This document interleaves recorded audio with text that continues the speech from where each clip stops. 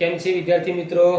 ધોરણ 10માં પ્રકરણ નંબર 9 એની અંદર આપણે રાષ્ટ્રીય ઉદ્યાન અભયારણ્ય જીવારક્ષિત ક્ષેત્રોની નકશામાં માહિતી જોઈશું. પણ એની પહેલા વિદ્યાર્થી મિત્રો અહીંયા નીચે મારી યુટ્યુબ ચેનલનું નામ આપેલું છે અને જોડે જોડે ઇન્સ્ટાગ્રામ આઈડી નંબર પણ છે, તો તમે એની અંદર પણ ફોલો કરી શકો છો, ખાસ કરી ઇન્સ્ટાગ્રામની અંદર. હવે વિદ્યાર્થી મિત્રો આપણે પ્રકરણ 9 જે ધોરણ 10ની બોર્ડની પરીક્ષામાં ખૂબ જ અગત્યનું અને આમાંથી પણ 100% એક નકશો આવશે જ. તો આપણે હવે વધારે સમય ન લેતા જોઈએ નકશાની માહિતીમાં. તો જો વિદ્યાર્થી મિત્રો રાષ્ટ્રીય ઉદ્યાન અભયારણ્ય જીવારક્ષિત ક્ષેત્રો એમ 9મા પાઠમાં આ 3 ભાગમાં ડિવાઈડ થયેલું છે. અહીંયા વિદ્યાર્થી મિત્રો જે મેં રેડ અને બ્લુ અક્ષર રેડ અને બ્લેક અક્ષરથી દર્શાવ્યું છે, ખાસ આઈએમપી છે, એ ખાસ તમારે કરવાનું છે. અને વિદ્યાર્થી મિત્રો ખાસ એક જાણવા જેવી માહિતી, નકશા ચલાવતી પહેલા તમારા પાઠ્યપુસ્તકની અંદર પણ આ નકશો આપેલો છે. એ નકશાની અંદર જેટલા નામ આપ્યા છે એ ખાસ તૈયાર કરવું, કારણ કે એમાંથી 100% એક નકશો આવશે જ. તો હવે અહીંયા વિદ્યાર્થી મિત્રો રાજ્ય સાથે, હવે વિદ્યાર્થી મિત્રો ધોરણ 10ની અંદર પ્રકરણ 9ની અંદર તમારે આ અભયારણ્ય રાષ્ટ્રીય ઉદ્યાન દર્શાવવાના હોય તો એની પહેલા તમારે દરેક રાજ્યોના નામ જાણવા ખાસ જરૂરી છે. તો વિદ્યાર્થી મિત્રો જો સમય મળશે તો અલગથી એક રાજ્યોના નામ સાથે હું નકશો બનાવી દઈશ, અથવા તમને સ્કૂલમાંથી નકશાપોથી આપી જશે તો એ નકશાપોથી પ્રમાણે પણ રાજ્યો શીખી લેજો, કારણ કે આમાં રાજ્યોના નામ આવડવા ખાસ જરૂરી છે. જો રાજ્યનું નામ તમને નહીં આવડતું હોય તો કદાચ તમારે કોઈ પણ અભયારણ્ય રાષ્ટ્રીય ઉદ્યાન કે જીવારક્ષિત ક્ષેત્ર પૂછાયું છે તો રાજ્યના નામ સાથે એક્ઝેક્ટ, તમને રાજ્યનું નામ તો કદાચ નહીં પૂછે પણ તમારે એ જે નામ પૂછ્યું છે અભયારણ્ય રાષ્ટ્રીય ઉદ્યાન, તો એ રાજ્યની અંદર દર્શાવવું જરૂરી છે. તો રાજ્યનું નામ, એ જગ્યા તમને યાદ રાખવી ખૂબ જ જરૂરી છે. તો અહીંયા હું જોડે જોડે જે અભયારણ્ય રાષ્ટ્રીય ઉદ્યાન છે એ પણ બોલીશ અને જોડે રાજ્યના નામ પણ બોલીશ જે આપેલા છે ત્યાં. તો તમે કદાચ એ તમારી અંદર એક પ્રેક્ટિસ માટે નકશાની અંદર ફરીથી એક રિવિઝન કરી લેજો. તો સૌથી પહેલા વિદ્યાર્થી મિત્રો આપણે અહીંયા રાષ્ટ્રીય ઉદ્યાનની માહિતી જોઈએ છીએ. તો અહીંયા આવશે જમ્મુ કાશ્મીરની અંદર દચી ગામ. આ દચી ગામ છે. હવે તમે જો પેલા રેડ અક્ષરના છે પેલા આપણે દર્શાવીએ, એ ખૂબ આઈએમપી છે. હવે અહીંયા જે છે તેના જો ઉત્તરાખંડ રાજ્યની અંદર કોર્બેટ, ઉત્તરાખંડ રાજ્યની અંદર કોર્બેટ છે. અહીંયા ઉત્તર પ્રદેશની અંદર નામ આપ્યું છે ચંદ્રપ્રભા. ઉત્તર પ્રદેશની અંદર નામ આપ્યું છે ચંદ્રપ્રભા. અહીંયા અસમની અંદર ધ્યાન આપજો વિદ્યાર્થી મિત્રો, કાજીરંગા. અહીંયા નકશાની અંદર થોડીક શીખી લેજો, કારણ કે અહીંયા થોડો પડછાયો પડતો હોય છે. તો આ રીતે અહીંયા કાજીરંગા છે અને અહીંયા અસમ રાજ્યની અંદર છે. જોઈ લેજો વિદ્યાર્થી મિત્રો, કાજીરંગા અસમમાં. હવે વિદ્યાર્થી મિત્રો અહીંયા આપણે જોઈએ સુંદરવન.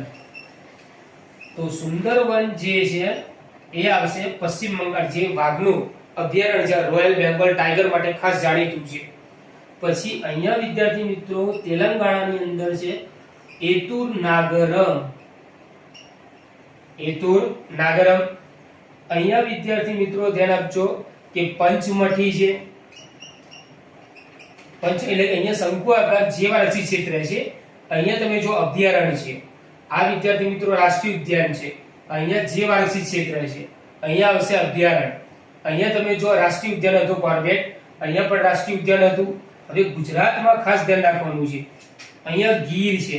આ લાઈન દરિયાની અડવી ના જોઈએ, નહીં તો બધા સિંહ અને ગીરમાં જેટલા પ્રાણીઓ રહે છે બધા દરિયામાં જતા રહેશે. અહીંયા વિદ્યાર્થી મિત્રો વેળાવદર જે ભાવનગર પાસે છે, વેળાવદર. અહીંયા વિદ્યાર્થી મિત્રો ધ્યાન આપજો, હા અહીંયા દરિયાઈ રાષ્ટ્રીય ઉદ્યાન છે, જેને આપણે નેશનલ મરીન પાર્ક કહે છે. અડધું દરિયામાં દર્શાવવાનું, અડધું નીચે. અહીંયા શોર્ટમાં લખી દઉં છું, દરિયાઈ રાષ્ટ્રીય ઉદ્યાન. દરિયાઈ રાષ્ટ્રીય ઉદ્યાન, અડધું દરિયામાં અડધું નીચે. આને નેશનલ મરીન પાર્ક કહેવાય છે. આ ગીર છે, આ વેળાવદર છે. અહીંયા નામમાં ખાસ તમે તમારી રીતે એક વખત પ્રેક્ટિસ માટે દોરી લેજો. આ વેળાવદર છે. અહીંયા નીલગિરી ત્રણેય રાજ્યની અંદર છે જીવારક્ષિત ક્ષેત્ર. તો આ ત્રણેય રાજ્યની અંદર આવશે નીલગિરી. અહીંયા કેરળની અંદર ધ્યાન આપજો વિદ્યાર્થી મિત્રો, તો અભયારણ્ય આવશે. તો આ તો એનું નામ છે પેડિયાર. કેરળની અંદર નામ આવશે એનું પેડિયાર. હવે એ સિવાય શ્રીલંકા જે છે એની બાજુમાં ખાંચાની અંદર આપણે દર્શાવી શકીએ છીએ જીવારક્ષિત ક્ષેત્ર તરીકે. ધ્યાન આપજો મંડારનો અખાત આ ખાંચાની અંદર. અહીંયા જે ખાંચો આવશે ત્યાં આગળ તમે નામ લખી દર્શાવી શકો મન્નારનો અખાત. એ રીતે અહીંયા ગ્રેટ નિકોબાર, ગ્રેટ નિકોબાર આ જે છે એ પણ જીવારક્ષી ક્ષેત્ર તરીકે આવશે તમારે. તો અહીંયા નિકોબારની અંદર દર્શાવવાનું રહેશે તમારે. તો આ અગત્યના હજુ પણ વધારે પરીક્ષામાં પૂછાય એવા છે.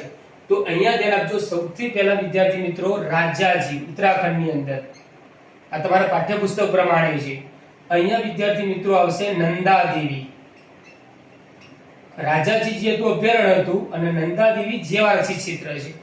આપણે અહીંયા અસમમાં જોઈએ તો અહીંયા આવશે અભયારણ્ય. અસમની અંદર નામ છે એનું મનાસ અથવા એનો માનસ પણ કહેવાય છે.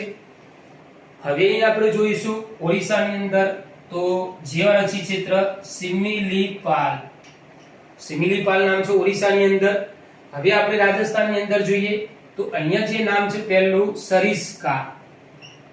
અહીંયા આવશે કેવલાદેવ. અહીંયા આવશે રણથંભોર રાજસ્થાનની અંદર. તો જુઓ અહીંયા આ જે બંને હતા સરિસ્કા, અહીંયા કેવલાદેવ બંને અભયારણ્ય હતા. રણથંભોર જે છે રાષ્ટ્રીય ઉદ્યાન છે. હવે ગુજરાતની અંદર તમે જો અભયારણ્ય છે તો આનું નામ છે જેસોર. અહીંયા જે નામ આવશે ગુજરાતની અંદર બનાસકાંઠાની અંદર કહેવાય છે તો જેસોર નામ. બનાસકાંઠામાં અહીંયા આવશે બોર્ડર જોડે જેસોર. હવે ફરીથી વિદ્યાર્થી મિત્રો ગુજરાતમાં જોઈ લો નળ સરોવર છે અહીંયા. ત્યાર પછી તમે જો આ વેળાવદર હતું, અહીંયા નળ સરોવર નામ લખી દઉં છું. નળ સરોવર વિડિયો વખત તમે ઝૂમ કરીને જોજો એટલે તમને સ્પષ્ટ દેખાશે. ફરીથી ગુજરાતમાં ખાસ જેસોર, નળ સરોવર, આ રેડ અક્ષરથી દર્શાવ્યું વેળાવદર, અહીંયા ગીર છે. આ ત્રણેય જે છે એ તમે જો વિદ્યાર્થી મિત્રો રાષ્ટ્રીય ઉદ્યાન છે. અહીંયા દરિયાઈ રાષ્ટ્રીય ઉદ્યાન જે છે, દરિયાઈ રાષ્ટ્રીય ઉદ્યાન જે જામનગરમાં કહેવાય છે નેશનલ મરીન પાર્ક. અહીંયા તમે જો સંજય ગાંધી નામ છે એનું અને બીજું નામ છે એનું કર્નાલા. બીજું નામ છે એનું કર્નાલા. અહીંયા રંગનથિટ્ટુ, રંગનથિટ્ટુ જે કર્ણાટકમાં છે. પછી કર્ણાટકની અંદર વિદ્યાર્થી મિત્રો બાંદીપુર. અહીંયા આપણે નિશાની થોડી નજીક થોડી દર્શાવું. બાંદીપુર, અહીંયા બાંદીપુર. રંગનથિટ્ટુ જે હતું એ અભયારણ્ય છે. બાંદીપુર રાષ્ટ્રીય ઉદ્યાન છે. હવે આપણે નીચે તમે જુઓ તો તમિલનાડુમાં અહીંયા ગિંડી, એનું બીજું નામ છે એનું ગુંડી પણ કહેવાય છે. અહીંયા આવશે વેદાંથાંગલ, વેદાંથાંગલ. અહીંયા આવશે મુદુમલાઈ અથવા મધુમલાઈ. મુદુમલાઈ પણ કહેવાય અને મધુમલાઈ પણ એને કહેવામાં આવે છે.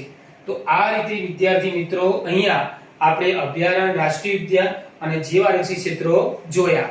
હવે ખાસ તમે ધ્યાન આપજો, રાજ્યોના નામ ખાસ યાદ રાખવાના. જો આ ઉત્તરાખંડની અંદર 3 વસ્તુ છે, આ રાજસ્થાનમાં છે, અહીંયા જમ્મુ કાશ્મીર, ગુજરાત ખાસ શીખી લેજો કારણ કે ગુજરાત માટે કદાચ ગુજરાતમાંથી કંઈ પૂછ્યું તો. અહીંયા મધ્યપ્રદેશ છે. હા, મધ્યપ્રદેશમાં વિદ્યાર્થી મિત્રો આપણે 2 રહી ગયા હતા.